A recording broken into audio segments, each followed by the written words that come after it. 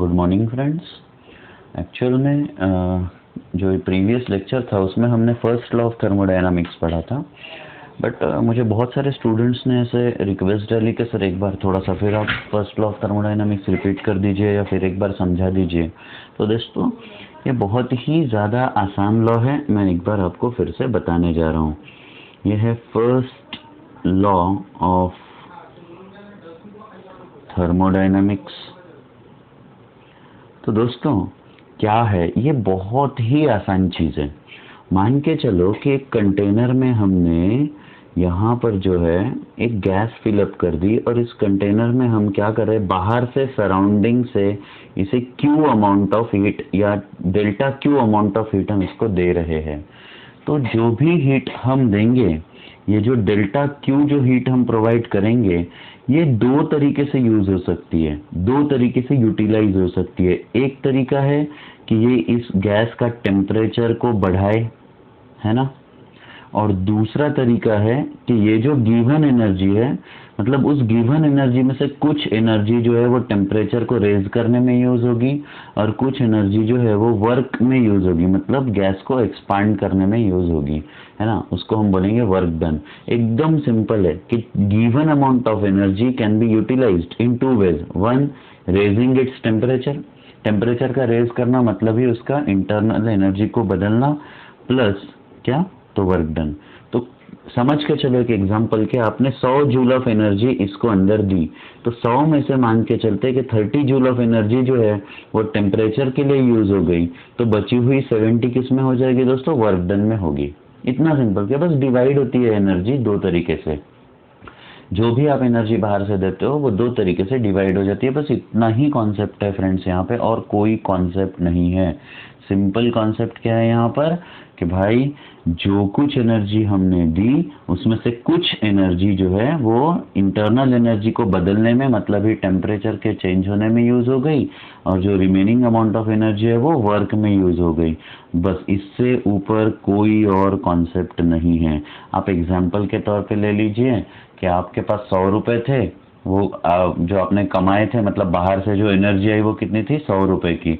उसमें से आपने क्या किया, कुछ जो पैसे है 100 रुपए में से समझ लो 60 रुपीज आपने खुद के पार्लर पे खर्चा कर दिया, है ना, मतलब मेकअप पे, हेयर स्टाइलिंग पे या वगैरह वगैरह। मतलब क्या, आपने खुद की इंटरनल एनर्जी बढ़ा ली, इंक्रीज कर ली, और जो बचे हुए पैसे थे उससे वर्क किया, मतलब बचे हुए पैसे से आप सब्जी फल वगैरह लेके चले गए अपने घर पे। इतना सिंपल कि वर्क और इंटरनल एनर्जी में ही दोनों तरीके से जो है एनर्जी यूज होगी। बच्चों यही है आपका फर्स्ट लॉ ऑफ थर्मोडायनामिक्स। उसमें भी फिर हमने साइन कन्वेंशन देखा था। अगर जो एनर्जी है वो अगर बाहर से अंदर आ रही है तो हम इसको पॉजिटिव मानते हैं, और अंदर से बाहर जा रही है तो हम इसको नेगेटिव मानते हैं। इंटरनल एनर्जी में हमने देखा था कि अगर गैस एक्सपांड होती है तो हम पॉजिटिव मानते हैं, और अगर कॉम्प्रेस होती है तो क्या, नहीं सॉरी, यहाँ पे वर्क डन का बता रहा हूँ मैं, सॉरी, एक्सपांड होती है गैस तो वर्क डन जो है हम उसको पॉजिटिव मानते हैं, और अगर गैस कॉम्प्रेस होती है तो वर्क डन जो है हम उसको नेगेटिव मानते हैं। और अगर टेम्परेचर इंक्रीज हुआ तो इसकी इंटरनल एनर्जी बढ़ी, इसीलिए हम क्या बोलेंगे, यू भी पॉजिटिव है। मतलब अगर टेम्परेचर इंक्रीज होता है तो ये पॉजिटिव मानेंगे इंटरनल एनर्जी को, अगर टेम्परेचर डिक्रीज होता है तो हम इसको निगेटिव मानेंगे, किसको, इंटरनल एनर्जी को दोस्तों। तो ये हो गया साइन कन्वेंशन। साइन कन्वेंशन फिर से एक बार बता देता हूँ। डेल्टा क्यू अगर सिस्टम के अंदर आ रहा है बाहर से तो पॉजिटिव है, अगर बाहर जा रहा है तो निगेटिव है, ठीक है। डेल्टा यू अगर टेम्परेचर बढ़ता है तो पॉजिटिव है, अगर टेम्परेचर घटता है तो निगेटिव है ना। और वर्क डन अगर एक्सपांड होती है गैस तो पॉजिटिव है, और अगर कंप्रेस होती है गैस तो नेगेटिव है दोस्तों। बस इतनी सिंपल चीज है ये, इतनी सिंपल और सादी बात है, ठीक है दोस्तों। तो फर्स्ट लॉ ऑफ थर्मोडायनामिक्स क्या है कि जो भी गिवन अमाउंट ऑफ एनर्जी है, एक तो वो इंटरनल एनर्जी को बढ़ाने में यूज होगी, मतलब ही टेम्परेचर को, या फिर उसमें से, और जो बची हुई एनर्जी है वो वर्क डन में यूज होगी, है ना। बस इतना है और कुछ नहीं। अब हम देखने जा रहे हैं दोस्तों applications of first law of thermodynamics. ये एक बड़ा इम्पोर्टेंट फंडा है, या देखो इसका जो है ना हमको यूज करना होता है न्यूमेरिकल्स में। Applications of first law of thermodynamics, तो मैं इसको बस थर्मो ऐसा लिख देता हूँ और ख़त्म करता हूँ फिलहाल के लिए, ठीक है। अब देखो दोस्तों कि कैसे हम इसको यूज़ करते हैं फर्स्ट लॉ ऑफ थर्मो। हमको क्या पता है कि given amount of energy is used in change in the internal energy plus work done, ठीक है ना। ऐसा आप इसको डेल्टा डब्ल्यू लिख दीजिए, कोई दिक्कत नहीं है। अब देखो दोस्तों, अगर कोई आइसोथर्मल प्रोसेस होती है, आइसोथर्मल, तो ये तो हम जानते हैं ना कि आइसोथर्मल प्रोसेस में जो चेंज इन द टेम्परेचर है वो 0 होता है कि नहीं। और आपका अगर ये देयरफॉर इंटरनल एनर्जी में क्या चेंज आएगा, 0 आएगा। और बस इसीलिए हम डेल्टा क्यू को क्या लिखेंगे, तो वर्क डन लिखेंगे बच्चों।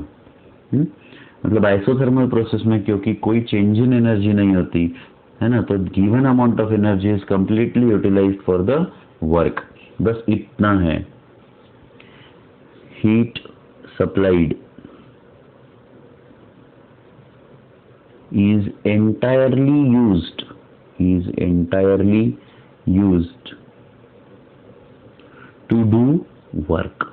बस इतना ही है, जितनी हीट सप्लाई करी वो पूरी की पूरी किस में यूज कर लेते हैं, हम वर्क में कर लेते हैं। आप इसको इन दो चीजों को ध्यान में रखिए कि इसकी इंटरनल एनर्जी में चेंज क्या आएगा बच्चों, 0 आएगा आइसोथर्मल प्रोसेस में। और इस वजह से अकॉर्डिंग टू फर्स्ट लॉ देखेंगे तो आप डेल्टा यू 0 रख दीजिए, तो गिवन अमाउंट ऑफ हीट पूरी की पूरी किस में यूज हो गई, तो वर्क में यूज हो गई, है ना।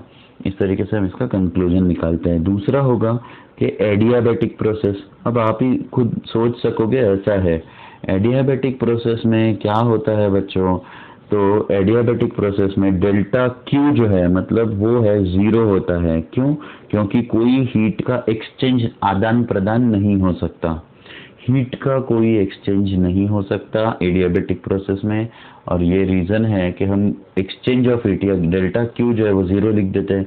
बस इसी वजह से हम क्या लिखेंगे, ये फर्स्ट लॉ ऑफ थर्मोडायनामिक्स है, डेल्टा क्यू को लिख दिया 0, ये हो गया delta U plus delta D W मतलब वर्क डन।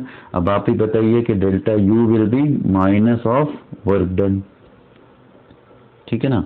मतलब क्या, इसका बहुत बढ़िया कंक्लूजन निकलता है दोस्तों। देखिए इसका मतलब है कि अगर टेम्परेचर बढ़ा, टेम्परेचर बढ़ा मतलब वर्क डन निगेटिव हुआ, और निगेटिव वर्क डन मतलब क्या होता है, कॉम्प्रेस, है ना। तो डेल्टा यू का इंक्रीज होना और वर्क डन जो है, डेल्टा यू का इंक्रीज होना मतलब गैस इज कॉम्प्रेस्ड। देखो सारे जो आपके कॉन्सेप्ट है ना वो मैच करने चाहिए। देखो जब आप एक पिस्टन से एक ये ऐसा एक ये ले लोगे, सिलेंडर ले लोगे और पिस्टन को नीचे दबाओगे तो क्या होगा बच्चों, वर्क जो है पिस्टन गैस के ऊपर करेगा, है ना। और हमने पहले भी कहा कि जो निगेटिव वर्क डन है वो जो कॉम्प्रेशन है वो निगेटिव वर्क डन होता है। देखिए वर्क डन में compression gives you negative work done, है ना। तो यहाँ पे गैस कॉम्प्रेस हो गई, वर्क डन निगेटिव हो गया। निगेटिव वर्क डन मतलब ही इंक्रीज क्या हुआ, इंटरनल एनर्जी। क्योंकि ये जो बढ़ी हुई एनर्जी है अब वो फिर से सराउंडिंग में नहीं दे सकता, वापस नहीं दे सकता। तो बिल्कुल सिंपल सादी सी बात हो गई है, क्योंकि ये सराउंडिंग में वापस नहीं दे सकता तो हम कह सकते हैं कि ये पूरी की पूरी जो एनर्जी बनी हो उसने खुद के टेम्परेचर को इंक्रीज करने में यूज कर ली, यूटिलाइज कर ली, है ना। Delta U increases, gas is compressed, delta U decreases, gas is expanded. और इसी वजह से क्योंकि ये एक्सपांड होने वाली है मतलब ये वर्क डन क्या होने वाला है बच्चों, पॉजिटिव। पॉजिटिव वर्क डन मतलब अगर गैस एक्सपांड हो रही है तो gas will do the work over the piston, और अगर गैस पिस्टन के ऊपर वर्क करेगा तो क्या होगा बच्चों, वो अपनी खुद की इंटरनल एनर्जी यूज कर लेगा, क्योंकि बाहर से तो ले नहीं सकता, तो कहाँ से ले रहा है वो, गैस की खुद की एनर्जी को वो यूज करके कंप्रेशन का वर्क कर, एक्सपेंशन का वर्क कर रहा है। मतलब गैस जो है वो पिस्टन पे वर्क कर रहा है, इसीलिए इंटरनल एनर्जी में फॉल आएगा या टेम्परेचर में भी फॉल आएगा बच्चों। इस तरीके से हम इसको समझेंगे। तीसरा जो है वो है आपका आइसोकोरिक प्रोसेस। आइसोकोरिक, तो दोस्तों आइसोकोरिक प्रोसेस की क्या आइडेंटिटी है कि भाई जो वॉल्यूम है वो बिल्कुल चेंज नहीं होता है ना। हम बोलेंगे यहाँ पे change in the volume delta we will become zero isochoric के लिए। देखो आइसोथर्मल के लिए टेम्परेचर जीरो, इसका मतलब इंटरनल एनर्जी का चेंज जीरो। एडियाबेटिक के लिए सप्लाई ऑफ हीट जीरो, है ना। आइसोकोरिक के लिए चेंज इन वॉल्यूम जीरो। तो मैथमेटिकली इन प्रोसेसेस को कैसे लिखते हैं, तो ये आइडेंटिटीज है। आइसोथर्मल प्रोसेस की मैथमेटिकल आइडेंटिटी ये हुई, है ना। एडियाबेटिक प्रोसेस की मैथमेटिकल आइडेंटिटी ये वाली हुई। तो कोई भी कॉन्सेप्ट को मैथ्स में लिखना ये तो पूरा फिजिक्स होता है, ये हम पहले भी समझ चुके हैं कि इन कॉन्सेप्ट्स को मैथ्स में लिखना होता है। आइसोकोरिक प्रोसेस को मैथ्स में कैसे लिखा आपने लिख दिया कि डेल्टा वी जीरो है, और क्योंकि डेल्टा वी जीरो है तो वर्क डन जो होता है, वर्क डन क्या होता है बच्चों, pressure into change in the volume. अब क्योंकि डेल्टा वी जीरो है तो वही जीरो हो गया, और क्योंकि वर्क डन ये आइडेंटिटी हुई that work done is zero for isochoric process, और इसीलिए your delta Q is equal to delta U. Change in the internal energy will be completely utilized in changing the temperature of the gas. क्योंकि work done में बिल्कुल भी जो है कोई energy use नहीं हो रही है। तो हम यहाँ पे बोलेंगे heat is absorbed by system at constant volume. Its internal energy increases by the same amount.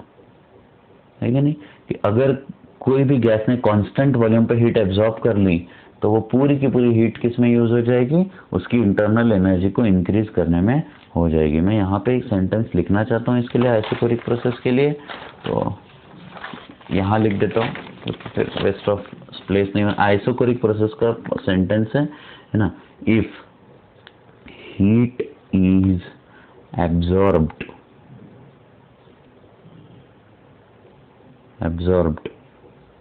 by the gas at constant volume,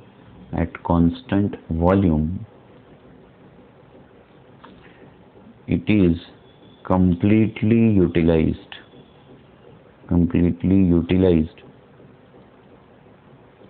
to increase internal energy of gas। ठीक है ना, आप भी ये नोट करके रख लीजिए।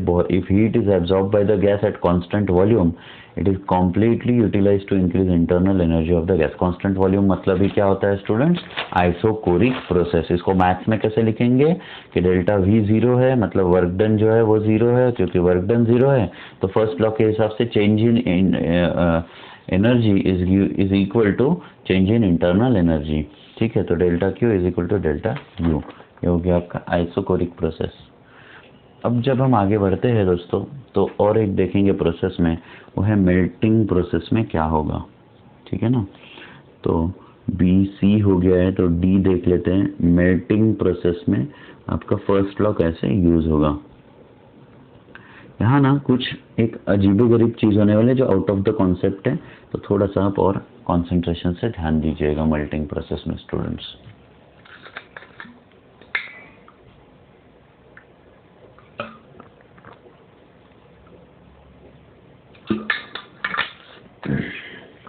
हाँ, तो बच्चों यहाँ देखेंगे कि जब भी कोई सॉलिड जो है वो लिक्विड में मतलब मेल्ट होता है तो क्या होता है, एक्चुअल में हमने देखा कि उसका टेम्परेचर कभी चेंज नहीं होता है ना ही उसका वॉल्यूम में बहुत कुछ फर्क पड़ता है। मतलब जब कोई समझ लो बर्फ है जो पानी में पिघल गई तो कुछ वॉल्यूम में बहुत कुछ फर्क नहीं पड़ता, बहुत ऐसा कुछ एक्सपेंशन नहीं होता रियली, एक बात। और दूसरा ना ही उसके टेम्परेचर में चेंज आता है। तो अब हम क्या बोले कि भाई हमारा जो डेल्टा क्यू है वो तो भाई delta U plus D W होता है या वर्क होता है। अब आप बोल रहे हो सर कि टेम्परेचर में चेंज नहीं आया मतलब इंटरनल एनर्जी चेंज नहीं होगी, और वर्क डन मतलब वॉल्यूम भी एक्सपेंशन नहीं होता, वर्क डन भी नहीं, तो ये हीट गई कहाँ पे। तो देखो कॉन्सेप्ट ऐसा है बच्चों कि एक्चुअल में जब कोई मेल्टिंग प्रोसेस स्टार्ट होती है तो सॉलिड से लिक्विड में जब वो कन्वर्ट होने लगता है तो हीट जो है वो किस में यूटिलाइज होती है, तो it is utilised actually in increasing the internal energy. वो इंटरनल एनर्जी में ही यूज होती है। बट हमने देखा कि मेल्टिंग प्रोसेस, जब आप थोड़ा सा पास्ट में जाओगे आपको ध्यान में आएगा कि यार मेल्टिंग प्रोसेस में तो टेम्परेचर चेंज होता ही नहीं है। अगर आइस जो है वो 0 डिग्री सेल्सियस पे है तो पूरे मेल्ट होने तक वो पानी का टेम्परेचर जो है वो 0 ही रहेगा, उसमें टेम्परेचर चेंज नहीं होता, टेम्परेचर चेंज भी नहीं होता। और आप बोल रहे हो सर कि भाई ये इंटरनल एनर्जी में चेंज आएगा। हाँ बिल्कुल आएगा, चलो देखते हैं कैसे। तो एक एक स्टेप इसका रीजन वो हम देखेंगे। हम पहले तो इसका एक ये ले लेंगे कि when solid melts into liquid it's internal energy increases, है ना। एक सेंटेंस लिख दो सीधा, when solid melts into liquid it's internal energy increases. ठीक, पहली बात मतलब चाहे टेम्परेचर बदले ना बदले हम ये बिल्कुल मान लेंगे कि इसकी इंटरनल एनर्जी चेंज हुई है। There is no substantial change in volume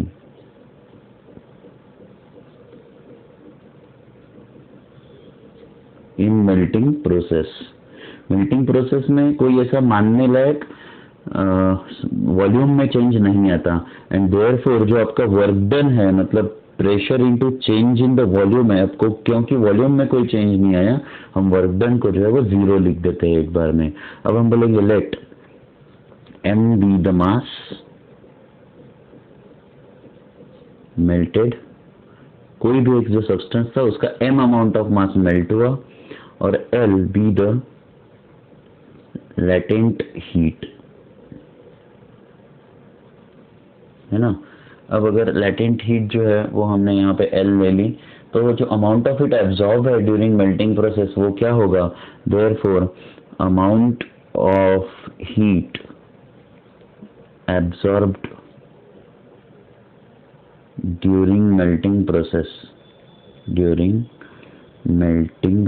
process हम कैसे देंगे दोस्तों इसको, ये होंगे dq is equal to m into L. ये हम पहले भी पढ़ चुके हैं दोस्तों, है ना। चेंज इन इंटरनल एनर्जी या change in energy is equal to m into L, या amount of heat given is equal to m into L. तो कितने से चेंज हुई, m इंटू एल से चेंज हुई, और वर्क डन तो 0 है। और देयरफॉर हम बोलते हैं फ्रॉम फर्स्ट लॉ जो है, फर्स्ट लॉ क्या होता है, dq is equal to du plus work. अब हमने ये देख लिया कि वर्क 0 है ना। और फिर du जो है, ये dq जो है वो m into L is equal to du हो गया। देयरफॉर आप इंटरनल एनर्जी में जो चेंज आया वो कैसे दोगे, इससे। Therefore du is equal to m into L, ऐसा हम लिख देंगे, कंक्लूड कर देंगे। बट अब भी एक पहेली बाकी है कि सर मेल्टिंग प्रोसेस में टेम्परेचर अगर चेंज नहीं हुआ तो आप कैसे कर सकते हो कि इंटरनल एनर्जी में चेंज आया।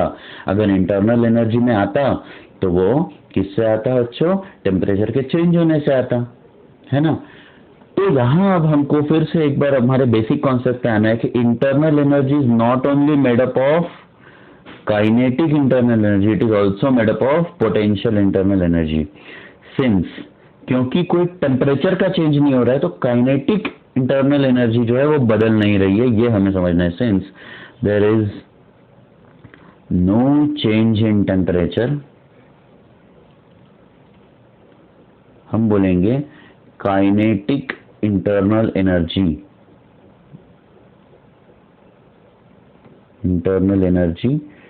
remains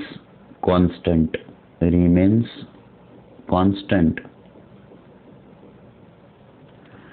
potential energy changes in melting process। तो किसमें चेंज आया, अब आपकी जो है सीक्रेट जो है वो फूट गया है। वो क्या कि बेटा अभी तक हम सिर्फ ऐसा सोचते थे कि इंटरनल एनर्जी सिर्फ काइनेटिक एनर्जी है, क्योंकि हम आइडियल गैस को कंसिडर करते थे। बट अगर कोई सॉलिड है तो उसमें kinetic as well as potential energy दोनों मानेंगे हम है।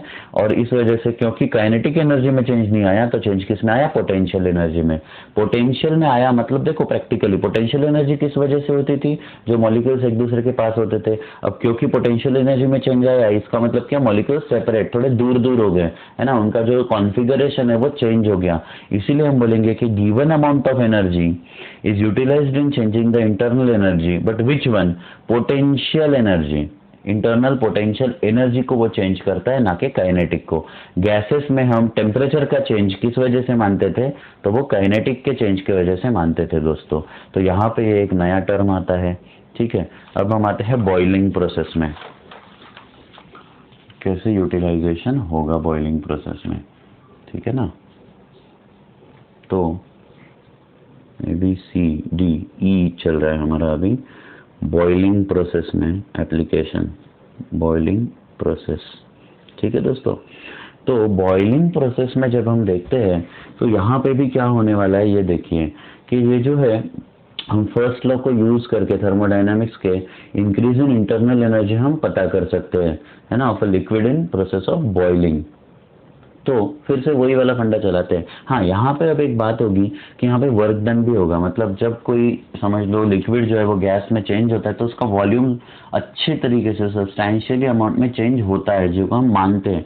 समझिए ना कि भाई जब हमने किसी लिक्विड को मतलब पानी को भाप में बदला तो उसका वॉल्यूम काफ़ी ज़्यादा हो जाता है भाप का। अब जितना कंटेनर दोगे उतना हो सकता है वो, ठीक है। इसीलिए हम बोलेंगे कि we can calculate increase in internal energy of liquid in process of boiling। अब इसको सबसे पहले हम बोलेंगे let m be the mass of liquid to be boiled, ठीक। फिर हम मानते हैं कि भाई V1 is volume of liquid, P is a constant pressure, V1 volume of liquid, P pressure, और जो V2 है volume of same liquid in vapour form, ठीक है ना। ये क्या हो जाएगा बच्चों, volume of same liquid in vapour form, ठीक है। अब यहाँ पे हम देखेंगे फिर से L क्या होगा आपका, latent heat of vaporisation, latent heat, वो फ्यूजन था, ये वेपराइजेशन है, लैटेंट हीट ऑफ वेपराइजेशन, पुराने केस में लैटेंट हीट ऑफ फ्यूजन, ठीक। तो अब हम देखेंगे वर्क डन, देयरफॉर हम बोलेंगे work done in expansion of gas क्या होगा। तो जो गैस एक्सपैंड हो रही है उसका जो वर्क डन है वो होने जा रहा है दोस्तों dW is equal to P into change in the volume, या P into V2 minus V1, final volume minus initial volume, ये हो गया आपका वर्क डन। एंड देयरफॉर अब हमने बोला कि dQ is equal to du plus dW, और इसी से हम क्या करेंगे, क्योंकि dQ जो है वो हमें पता है m इंटू L है, ये होगा du प्लस dW, और देयरफॉर आपने चेंज इन इंटरनल एनर्जी पता कर ली कि ml माइनस dW। आप इसी को ऐसे लिख सकते हो that du that is change in internal energy is ml minus pressure into final minus initial volume. ये भी आपका फॉर्मूला हो सकता है। यहाँ पे भी सिंस कोई देखो फिर से बॉइलिंग प्रोसेस में भी कोई टेम्परेचर का चेंज नहीं होता, जब तक पानी समझ लो पूरा उबल के भाप ना हो जाए वो 100 डिग्री सेल्सियस पे ही रहता है। क्योंकि टेम्परेचर का चेंज नहीं होता तो फिर से हम ऐसा बोलेंगे कि इंटरनल एनर्जी नहीं बदली, ऐसा नहीं है, इंटरनल एनर्जी बदली, बट कौन सी वाली, पोटेंशियल वाली। Since there is no change in temperature in boiling process, we conclude that potential internal energy changes, potential internal energy changes due to given heat, due to given heat। तो फिर एक बार potential energy internal energy के form में change हो रही है, ना कि काइनेटिक वाली, है ना। बस इसी का हमको यहाँ पे ध्यान रखना है दोस्तों, ठीक है। ये हो गया आपका use of your first law of thermodynamics, तो कैसे कैसे यूज करेंगे? अगर कोई आइसोथर्मल प्रोसेस है तो आइसोथर्मल, देखो आंखें बंद करके याद करते हैं, you just close your eyes. Isothermal process है दोस्तों, तो आपका टेम्परेचर चेंज नहीं हुआ, इसी का मतलब है कि इंटरनल एनर्जी में कोई चेंज नहीं आया। तो हमारा फॉर्मूला था D Q is equal to D U plus D W, क्योंकि डी यू जीरो है तो D Q is equal to D W हो गया। ठीक है, अगला process adiabatic process. Adiabatic process में फिर एक बार आंखें बंद करके याद करिए कि क्या हो रहा था। यहाँ पे एक्सचेंज ऑफ हीट नहीं हो पा रही थी, मतलब डेल्टा क्यू जो था वो जीरो था, तो हमने लिख दिया delta Q is equal to D U plus W. तो डेल्टा क्यू क्योंकि जीरो है तो zero is equal to D U plus D W, तो इसीलिए D U is equal to minus D W. तो change in internal energy is negative work done. ठीक है, फिर तीसरा था आपका आइसोकोरिक प्रोसेस। बच्चों आइसोकोरिक प्रोसेस में क्योंकि वॉल्यूम कांस्टेंट रहता है तो वर्क डन का फॉर्मूला होता है pressure into change in volume. अब वॉल्यूम कांस्टेंट है तो आपका वर्क डन भी जीरो हो गया। अब क्योंकि वर्क डन जीरो हो गया दोस्तों, तो हमने क्या देखा कि D Q is equal to D U हो गया, मतलब ये जितनी भी गिवन अमाउंट ऑफ हीट है that is completely utilised in increasing the internal energy of the system. फिर हमने देखा था कि मेल्टिंग प्रोसेस में m इंटू एल जो है that is the given amount of heat, मतलब मेल्टिंग में पूरी जो हीट है वो यूज हुई थी, और इसीलिए हम फिर इसको लिखते हैं। और वर्क डन जीरो हो जाता है क्योंकि कोई बहुत ज़्यादा चेंज वॉल्यूम में नहीं आता जब कोई ऑब्जेक्ट मेल्ट होता है। तो हमने लिखा D Q is equal to D U, और डी क्यू क्योंकि एम एल था तो हमने चेंज इन इंटरनल एनर्जी कैसे निकाला, that D U is equal to M into L. Similarly boiling process में भी हमने ऐसे ही किया, बट यहाँ पे जो है बॉइलिंग में जो है चेंज इन वॉल्यूम आता है, एक सब्सटैंशियल, एक बिल्कुल मानने लायक, एक जानने लायक चेंज इन वॉल्यूम होता है।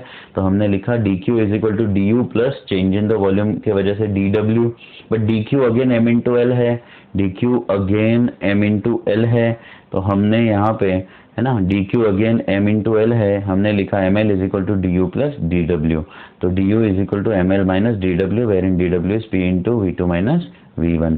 तो ये जहां पर भी यहाँ पे क्योंकि बॉइलिंग प्रोसेस और मेल्टिंग प्रोसेस में चेंज इन हीट नहीं हो रहा है, चेंज इन टेम्परेचर नहीं हो रहा है, तो यहाँ पे जो गिवन अमाउंट ऑफ एनर्जी है और अगर वो इंटरनल एनर्जी को चेंज कर रही है तो बेटा इंटरनल एनर्जी कौन सी चेंज होगी, काइनेटिक वाली इंटरनल एनर्जी चेंज नहीं होगी, यहाँ पर पोटेंशियल वाली इंटरनल एनर्जी चेंज होगी, क्योंकि गिवन अमाउंट ऑफ हीट से यहाँ पे चेंज इन टेम्परेचर नहीं हो पा रहा है। पूरी की पूरी इंटरनल एनर्जी जो चेंज हुई वो पोटेंशियल एनर्जी के फॉर्म में चेंज हुई है, मतलब ही मॉलिक्यूल्स जो है वो दूर दूर हो गए, सेपरेट हो गए, ऐसा हमारा मानना होगा। तो ये है आपके applications of first law of thermodynamics.